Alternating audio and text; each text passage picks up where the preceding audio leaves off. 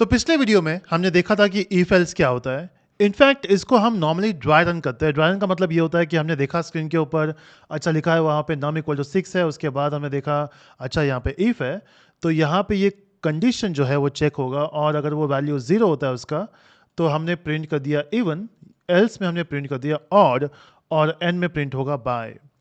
अब डेवलपमेंट में नॉर्मली जब हम कोई सॉफ्टवेयर लिखते हैं तो सॉफ्टवेयर बनाना बड़ी बात नहीं है। तो आजकल जब मैं बोल रहा हूँ बड़ी बात नहीं है, इसका मतलब ये है कि अगर हमें सिंटैक्स पता है और हमें पता है कि हमें क्या इंप्लीमेंट करना है, तो हम कोड लिख देते हैं। अब ये कोड कभी कभी काम करता है अपने हिसाब से, इनफैक्ट जैसा हम चाहते हैं वैसे काम करेगा, या फिर ये अपने हिसाब से काम करेगा जैसे इसको काम करना है।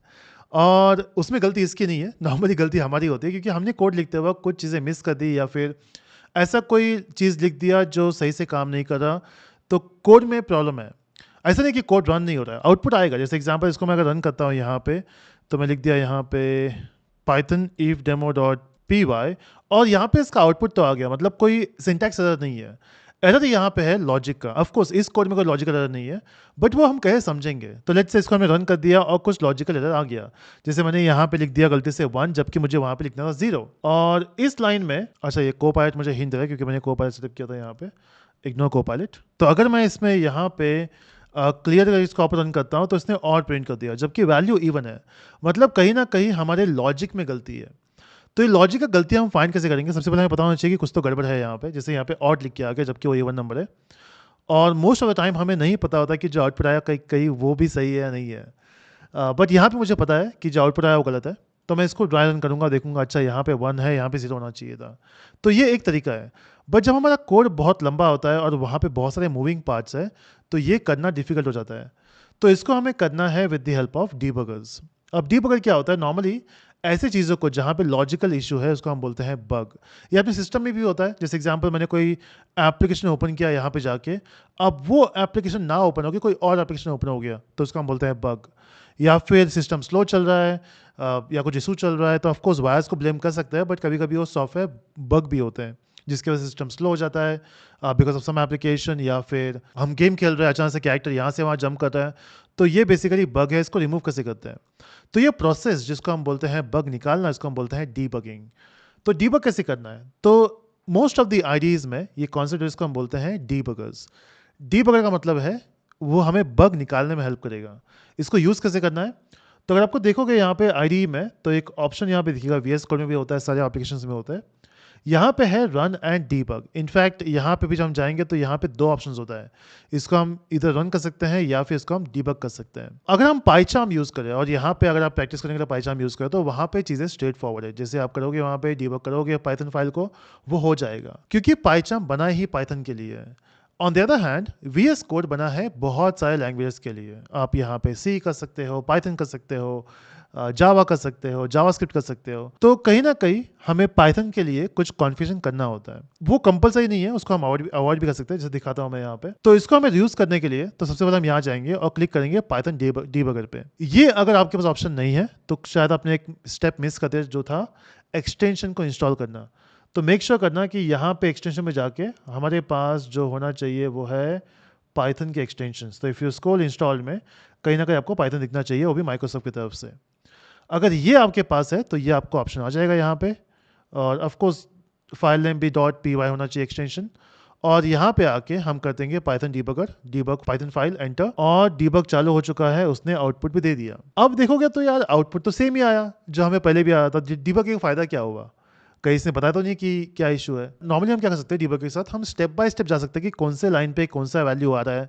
क्योंकि यहाँ पे नम का वैल्यू हमें पता है कि 6 है, बट अगर नम का वैल्यू और ये असाइनमेंट के बीच में कुछ कुछ लाइन्स होंगे बीच में, और उसमें कोई इशू है तो हम समझेगा नहीं। तो हमें लाइन बाय लाइन रन करना है, स्टेप बाय स्टेप, कि फ्लो जा कहाँ रहा है, कहाँ पे आउटपुट आ रहा है।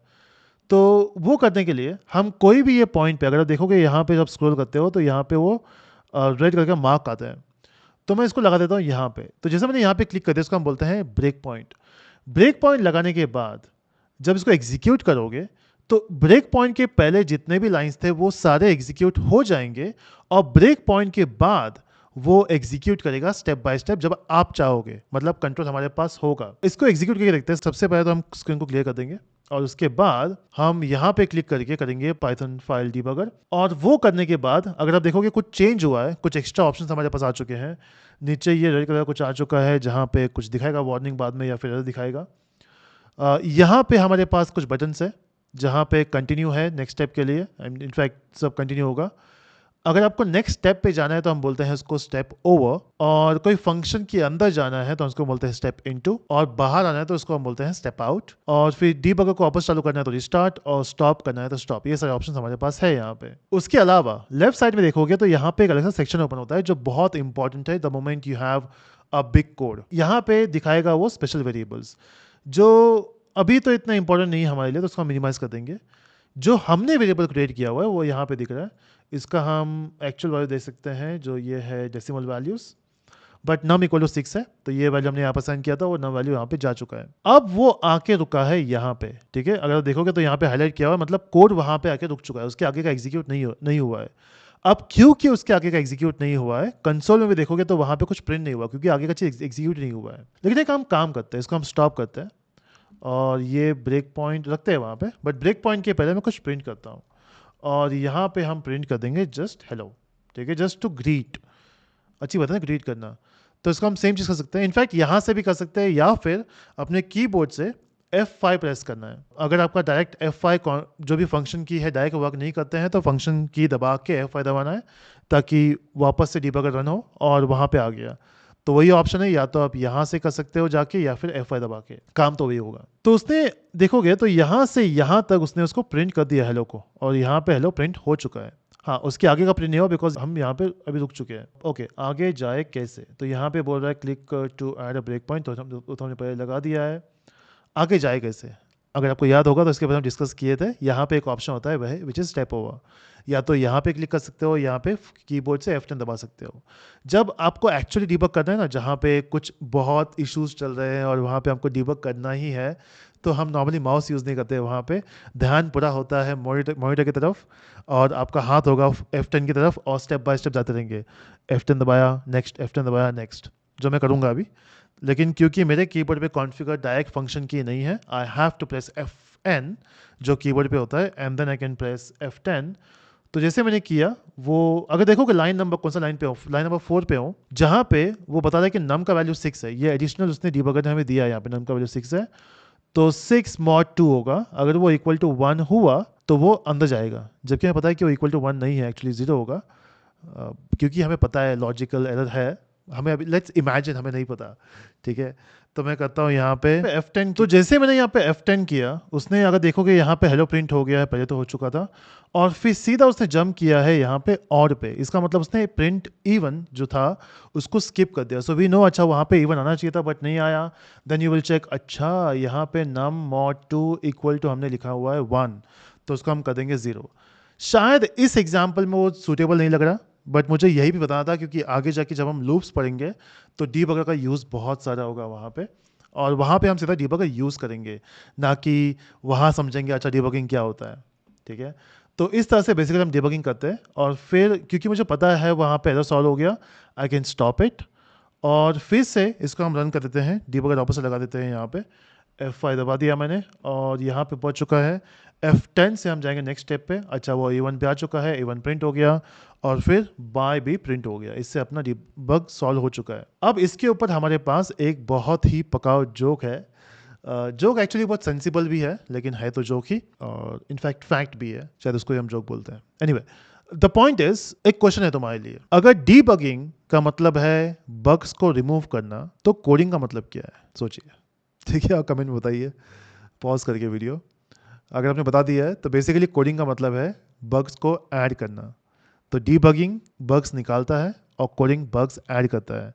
ये था जोक, लेकिन इसका लॉजिकल एक्सप्लेनेशन भी है, क्योंकि हर बार जब हम कोड लिखते हैं ना, तो हो सकता है कि वो कोड एक पोटेंशियल बग हो, क्योंकि हमने कोड लिखा है और हमने ठीक से इसको चेक नहीं किया।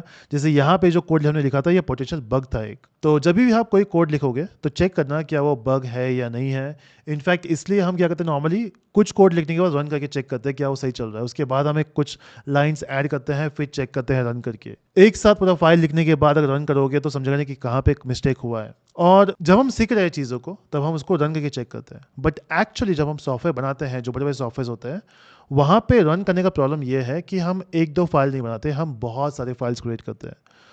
तो हो सकता है कि हमने एक फाइल में चेंज किया, उसकी वजह से बाकी फाइल्स में कुछ इशू आ गए, कोई डिपेंडेंसी होगा वहाँ पे। तो मैनुअली रन करना उसको बहुत टाइम कंज्यूमिंग है, इसलिए हम यूज़ करते हैं टेस्टिंग। तो यूनिट टेस्टिंग नाम का चीज़ होता है। मोस्टली हर लैंग्वेज में अपने खुद की एक लाइब्रेरीज होते हैं जिसे हम कर सकते हैं। तो वहाँ पे हम नॉर्मली टेस्टिंग करते हैं, बार बार रन करके चेक नहीं करते। बट अभी के लिए हम उस सब में नहीं आ रहे, तो हम यहाँ पे रन करके चेक करेंगे। कुल so that's it from this video, जहाँ पे मैं देखा कि डीबगिंग क्या होता है। अगले वीडियो में ईफेल्स पे थोड़ा फोकस करता है और समझते हैं कि और क्या कर सकते हैं।